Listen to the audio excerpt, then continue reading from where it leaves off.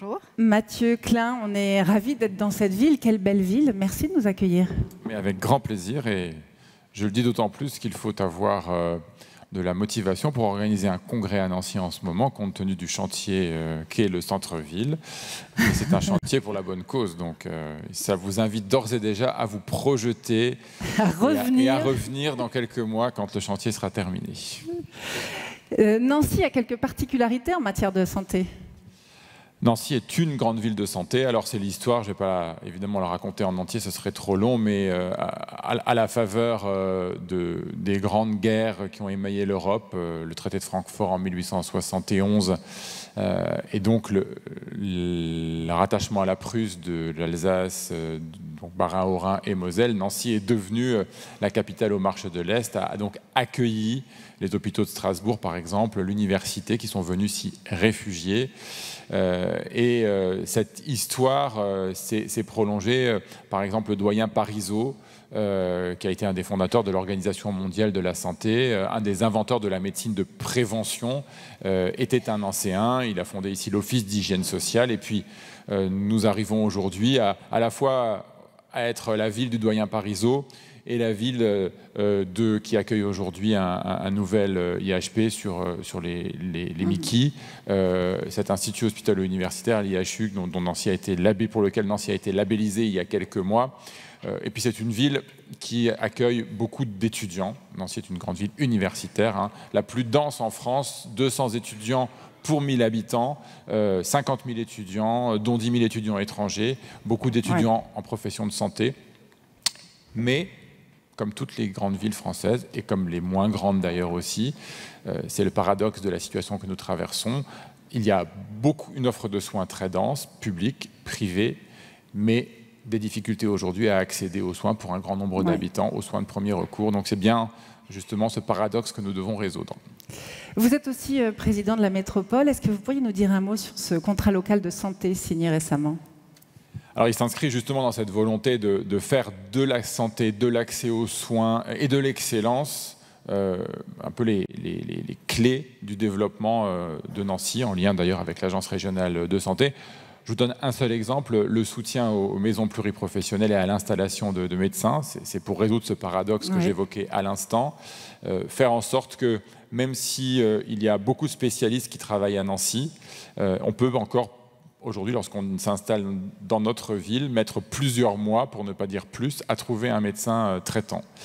Parce que les médecins, à Nancy comme ailleurs, décrochent leurs plaques, partent en retraite, sont moins souvent remplacés. Il faut soutenir l'exercice coordonné, il faut soutenir le travail collectif, parce qu'il est réclamé par les jeunes internes aujourd'hui. Donc la métropole, dans le contrat local de santé, a largement renforcé son soutien à la création des maisons pluriprofessionnelles de santé, des centres de santé, à la prévention aussi, parce que les enjeux populationnels, notamment en matière de santé environnementale, sont très importants.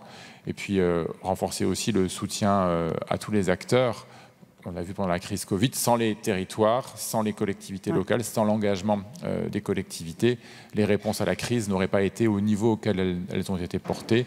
Ici, l'espace dans lequel vous vous réunissez, je prendrai seulement cet exemple-là, a été pendant plusieurs mois un centre de vaccination. Et c'est ici, très précisément dans cette salle, ou juste à côté, puisque Nancy avait été la première ville de France à vacciner les 75 ans et plus. Et donc le premier vaccin Covid pour une personne de plus de 75 ans a été administré à quelques mètres d'ici. C'était un signe d'engagement fort qui se perpétue.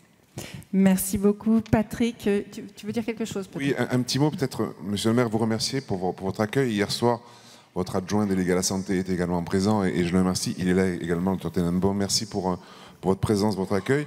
Alors Patrick va en parler, mais la FHP est aussi un centre de formation régionale, école d'infirmière, école d'aide-soignante, avec Alexandra Paya, la directrice générale, déléguée générale de la FHP.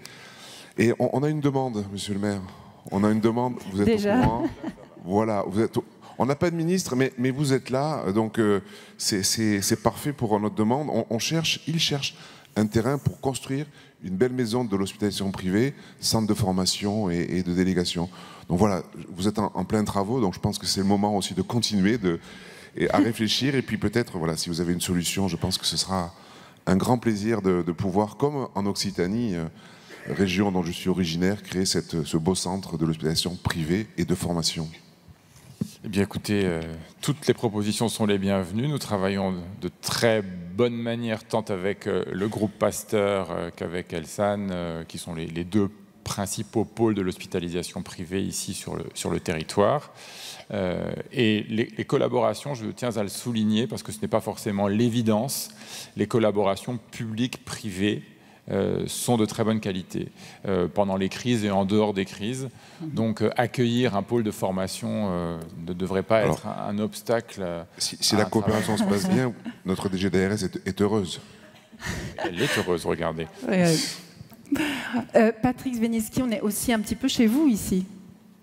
Je tiens avant tout à remercier Monsieur le maire pour la perche que nous lui tendons. Nous avons failli atterrir durant l'été, mais ça ne s'est pas fait.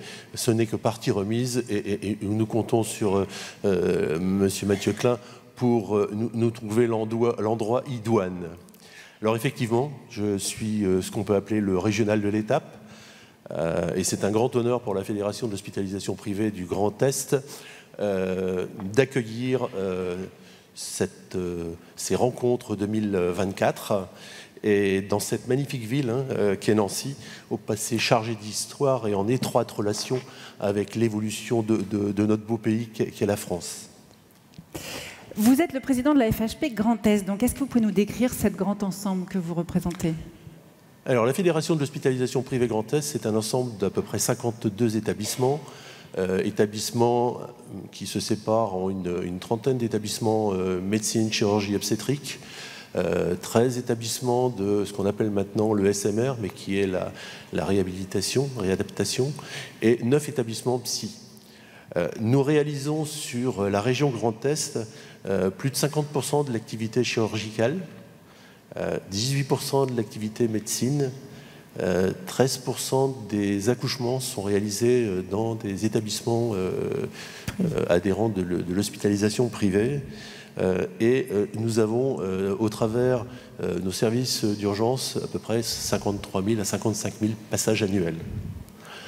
L'hospitalisation privée, c'est aussi 1700 médecins, c'est à peu près 7000 salariés non médicaux et c'est 3750 IDE et ASD. Mais ce n'est pas tout, ce n'est pas tout.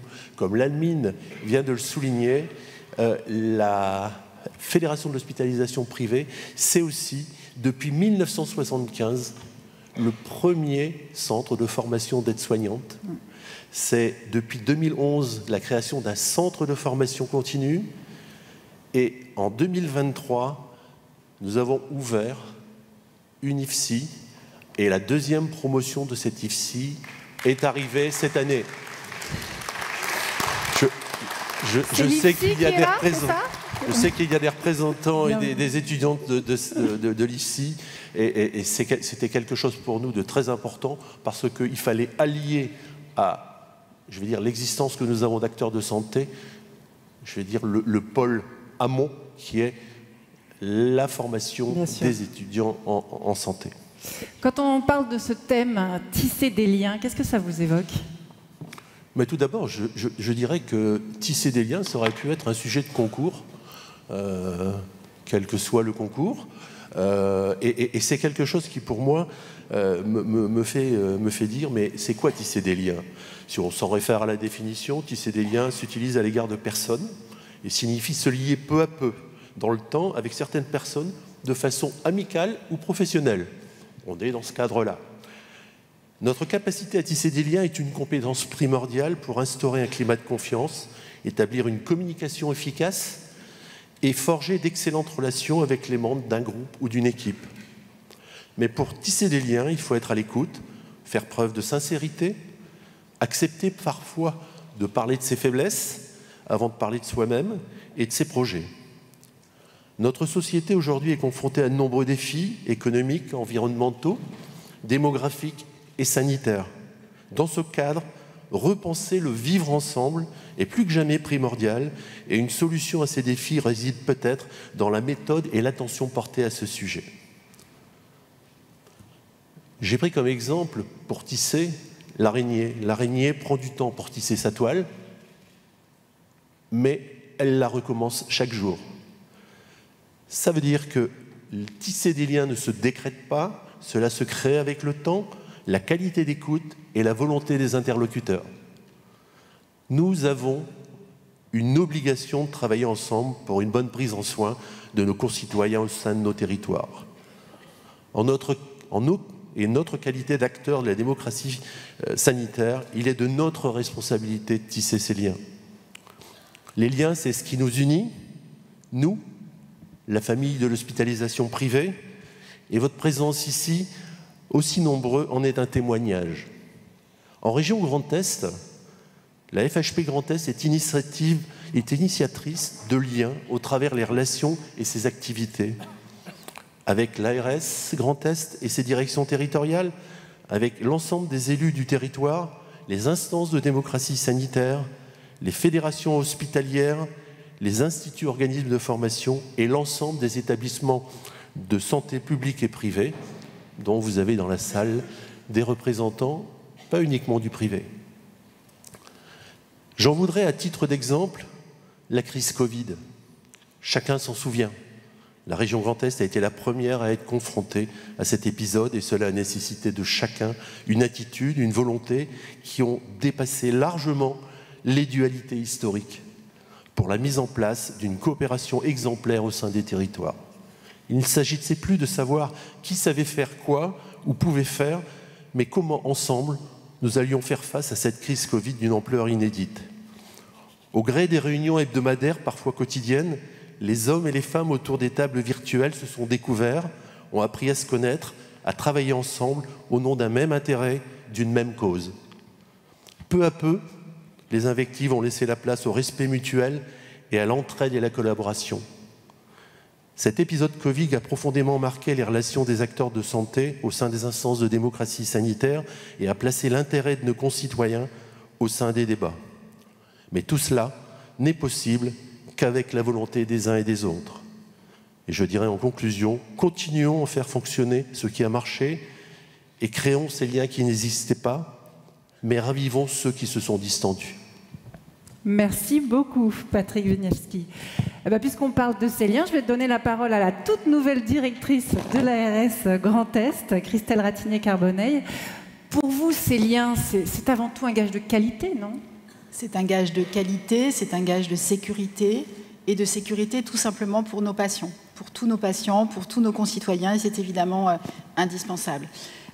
Cela a déjà été dit, mais il est important de le rappeler. Oui, le Grand Est est une terre, est un territoire où le partenariat public-privé existe dans le respect et dans la confiance. Ce n'est pas toujours simple, il faut se dire les choses. On est en capacité de le faire, on est en capacité de s'accorder sur nos accords, mais aussi de s'accorder sur nos désaccords et de le dire clairement. Et je pense que c'est un des gages majeurs, en effet, pour continuer à avancer dans un seul objectif, l'accès aux soins pour tous nos patients et la sécurité de la qualité de la prise en charge. Et ça, c'est vraiment le plus important. Il faut faire confiance au territoire aussi. Oui, c'est indispensable. Vous l'avez dit, j'ai pris mes fonctions il y a un petit peu plus de 3 mois. J'étais avant au national et à l'européen. Le souhait de venir en territoire, et il est validé à 3000%. Les pépites sont au niveau du territoire, définitivement. On le voit, j'ai pu le mesurer au travers de mes déplacements dans notre grande région, elle est grande, donc dans les 10 départements, et je vois l'importance, la dynamique, la volonté d'innovation, de collaboration entre les acteurs, et c'est réellement, en effet, en s'appuyant sur les territoires, en s'appuyant sur les spécificités, les compétences, que nous allons pouvoir relever tous ensemble les défis. Les défis de notre système de santé sont grands, on le sait. On a une évolution des attentes de la société qui est importante, qui est rapide, qui va continuer très clairement. Et donc c'est bien ensemble, chacun en effet à sa place, et c'est bien le rôle en effet de l'ARS, et j'entends continuer et renforcer en effet l'action et le positionnement de l'ARS avec 3 grands principes. Écouter, impulser et réguler, possiblement aussi avec des dérogations, mais en assumant ce que nous sommes, les uns et les autres, avec nos positionnements, nos fonctions, nos exigences aussi, pour tout simplement donner une réponse à l'ensemble de nos concitoyens. En tout cas, vous écoutez, puisque si j'ai bien compris, vous vous êtes déjà vu 3 fois avec Patrick en une semaine. Ça, le tissage de lien, il est là, ça commence bien. La fréquence ne sera peut-être pas toutes les semaines de 3 fois. Je ne veux pas promettre de choses que je ne serai pas en capacité de tenir. Mais oui, des relations extrêmement soutenues, c'est important. Merci beaucoup. Est-ce que Lamine, tu as quelque chose à ajouter? Juste un petit mot, Madame la Directrice. Écouter, impulser, réguler, ça nous va très bien. Je rajouterais juste équilibrer. Voilà, équilibrer les secteurs.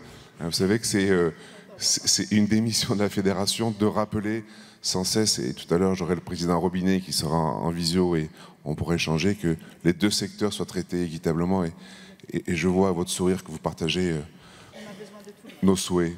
Et monsieur le maire, vous avez raison, la principale attente de nos concitoyens, c'est de trouver un médecin dans un délai rapide. On en est malheureusement à cette équation assez triste. Merci beaucoup à tous les 3. Je vais vous laisser regagner vos sièges.